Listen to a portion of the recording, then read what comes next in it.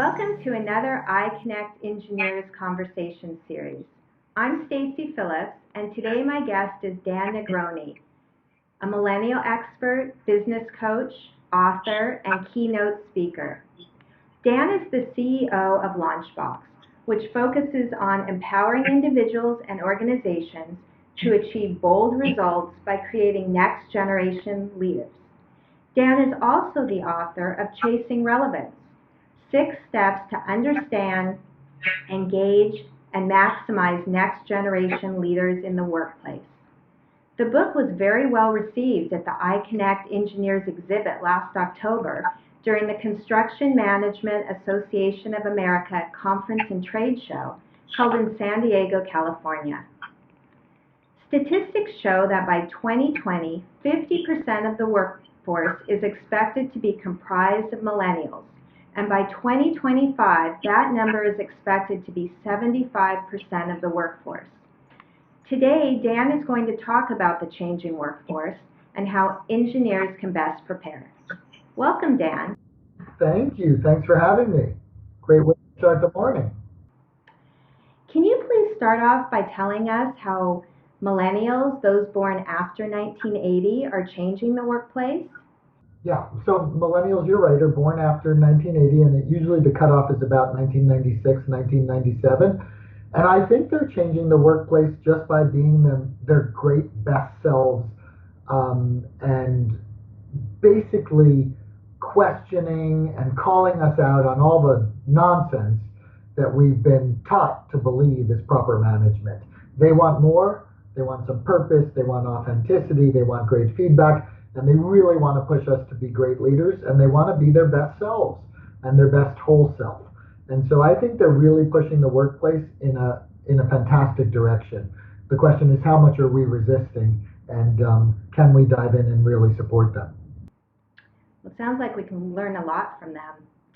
In a study conducted by Millennial Branding Report, it was found that 45% of millennials will choose workplace flexibility over pay. In your opinion, why should engineering companies pay extra attention to workplace flexibility? I think mostly because the world is different now. We've had tremendous amount of disruption, and the way people work is completely different. Even the way that engineers work. We have much more flexibility. We work globally. We have the internet. I mean, for crying out loud, when I came up and I was a young lawyer in my first job, there was no email really. And we didn't even have computers. We were printing them through typewriters, all the depositions and the documents and the filings. And so the world is so completely different now and so global, and it requires flexibility. It requires flexibility because the way we work is very different. Gone are the 50s, the 60s, the 70s, and even the 80s and 90s, where everything was very specific and regimented. And now we live in an era of entrepreneurial kind of fortification, and everything that we all focus on is trying to be the best and develop something new and create great value for our customers. And so we just want more, and technology has made that possible for us. Yes, I agree. Things have really changed, and they continue to change. For sure. How can engineering employers shift to better fit the core needs of millennials and future generations of workers? How can employers shift, I think is the question. I think that employers really need to decide, what does engagement look like for their particular employee. And I apologize for the train in the background, but it's where we live. So it's close to the beach, so that's good. But employers really need to focus on engaging that next generation of millennial to be their best selves. And they really need to focus on making it about the employee, so the employee can serve the customer. And in an engineering role, it may be user interface, it may be coding to develop the best product, it may be a solution through mechanical engineering, but whatever it is, the focus needs to be on the customer. We cannot serve our customer if we don't serve our employees first, because they'll want to leave us and they'll be doing everything else that looks like disengagement, which I think 71% of millennials in the workplace are disengaged, and it costs us $450 billion per year. And that cost is astronomical. And if we want to solve that cost, we need to focus on what is our employee looking for. So in light of that and those costs, what are some ways companies can coach millennials to drive results and engagement? What would you recommend? Yeah, my recommendation is this. I'll ask you a question. What do you think is a millennial's favorite topic? Maybe what they can do after they finish for the day, a hobby. Well, yeah, I mean, generally, a millennial's favorite topic is them.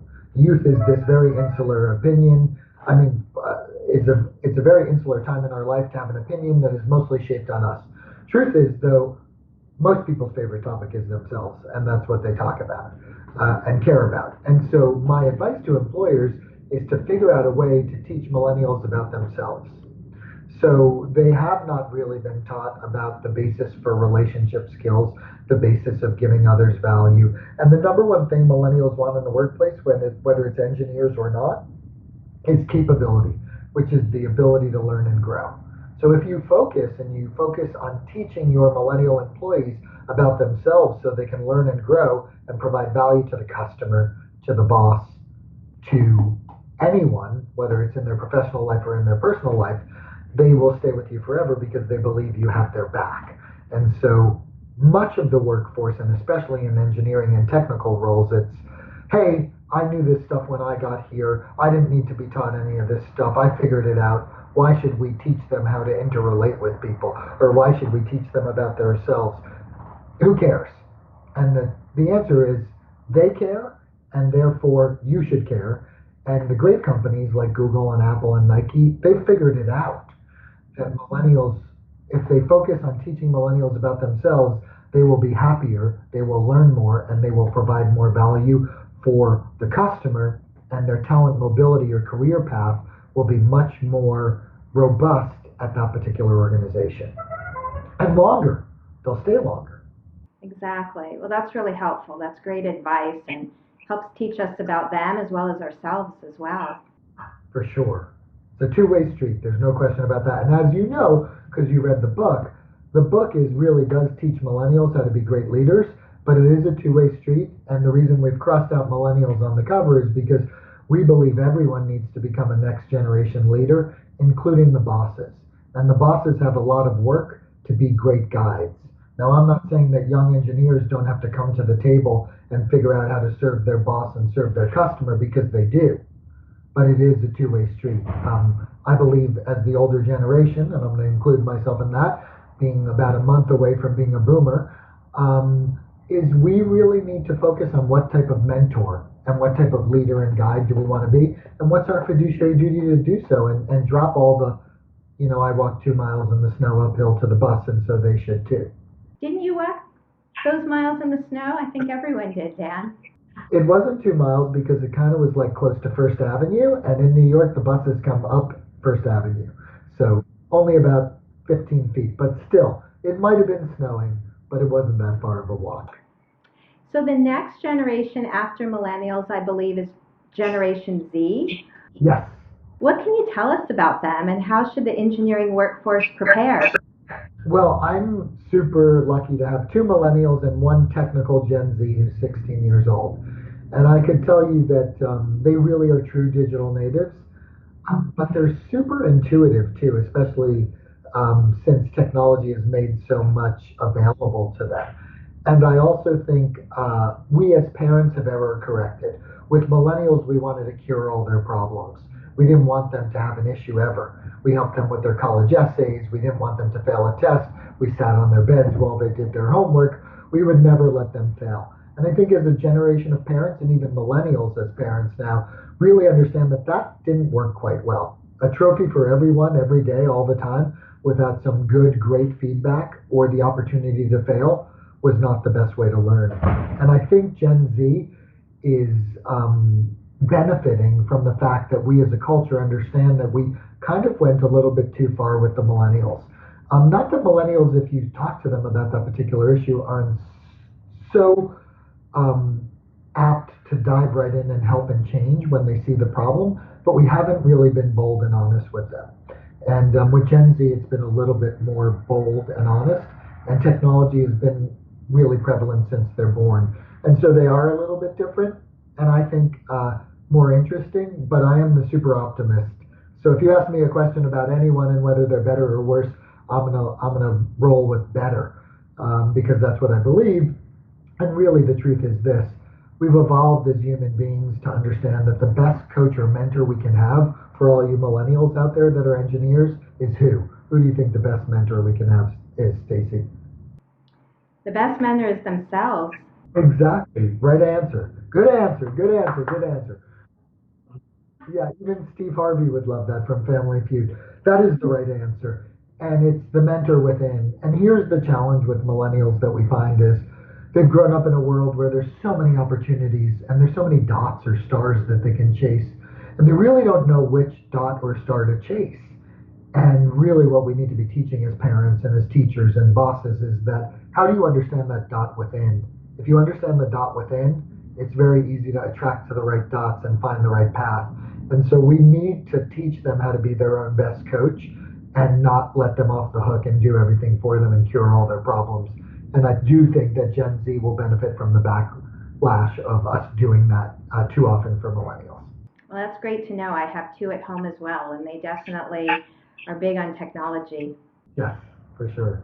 So perhaps it's safe to say that in engineering organizations today, we still have plenty of people caring about workplace flexibility, a sense of purpose, and having good relationships with their manager and their peers, no matter what generation. Thank you, Dan, for joining us today. We appreciate all of your insight. Thank you very much. Pleasure, absolute pleasure. And we look forward to hearing more about what you're doing, and we encourage everyone to read Dan's book as well. Yeah, read our books, come take our workshops. Someone once said to me, "Hey Dan, what do you do?"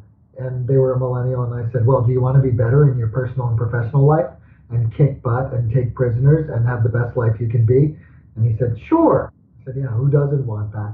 I said, "Well, that's what we do. We help people figure that out for themselves." How can engineering companies and others find out more about what you're doing about Launchbox and your book? Sure. We have a website, www.launchbox365.com. We also have a book website, chasingrelevance.com, which is also available on Amazon. And we are fortunate to be able to speak, I think it's like sometimes 3 times a day now, to audiences and conferences around the world even about the way that we can connect as generation to really create results. And we believe where youth and experience meet is where all the magic happens. And I think that's true in engineering as well as in any other business. And so look us up online, give us a holler. We offer free coaching sessions. Call us up. We have 13 phenomenal coaches that are interested in helping people find that dot with it. Thank you.